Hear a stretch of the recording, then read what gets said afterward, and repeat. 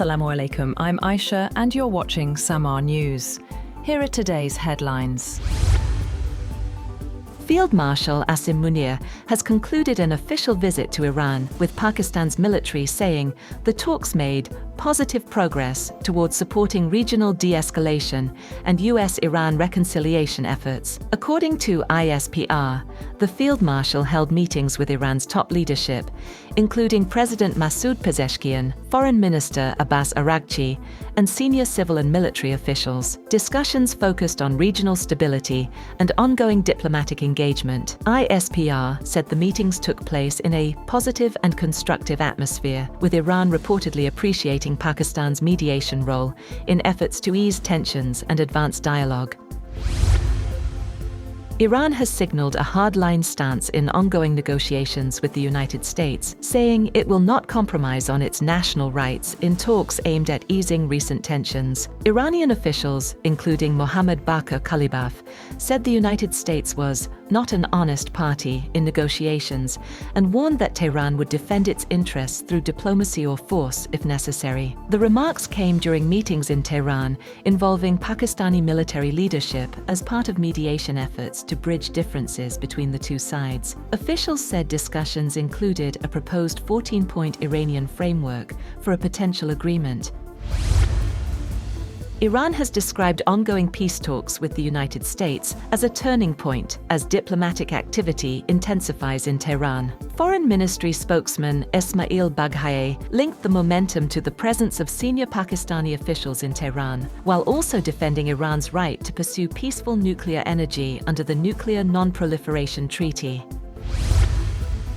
The Secretary of State has also said that the United States has seen some progress towards a deal with Iran, but more work is required. While Iran's foreign ministry spokesman said the two sides' differences were deep and significant. Rubio told reporters after a meeting of NATO ministers in Helsingborg in Sweden there's more work to be done, and he hoped to get there. He further said that the US was dealing with a very difficult group of people, and if it doesn't change, then the president's being clear he has other options. Though Iran's semi-official news agency said negotiations were continuing.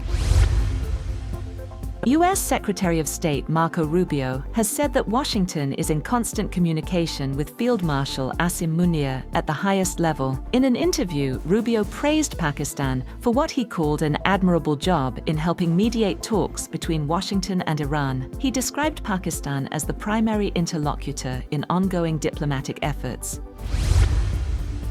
At least 25 vessels, including oil tankers and cargo ships, passed through the Strait of Hormuz in the past 24 hours, Iran's Islamic Revolutionary Guard Corps, IRGC, Navy said. The IRGC said the ships were cleared for passage after coordination and security approval by Iranian authorities, with vessels including tankers, container ships, and commercial carriers. The Strait of Hormuz remains a key global energy route, with even limited disruptions continuing to affect international shipping and oil transport.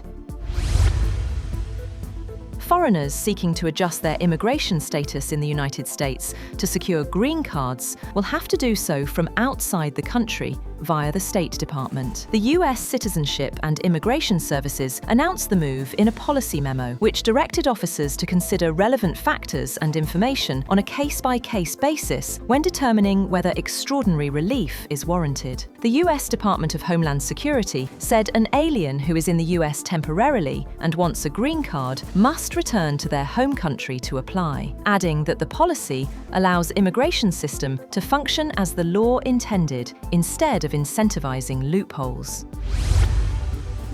The death toll from a gas explosion at a coal mine in northern China's Shanxi province has jumped to 90. The state media reported that the gas explosion occurred late on Friday at the Liu Shenyu coal mine in Qinyuan County, with 247 workers on duty underground. Chinese President Xi Jinping called for authorities to spare no effort in treating the injured and conducting search and rescue operations, while ordering a thorough investigation into the cause of the accident and strict accountability in accordance with the law. Premier Li Qiang echoed the instructions, calling for timely and accurate release of information and rigorous accountability.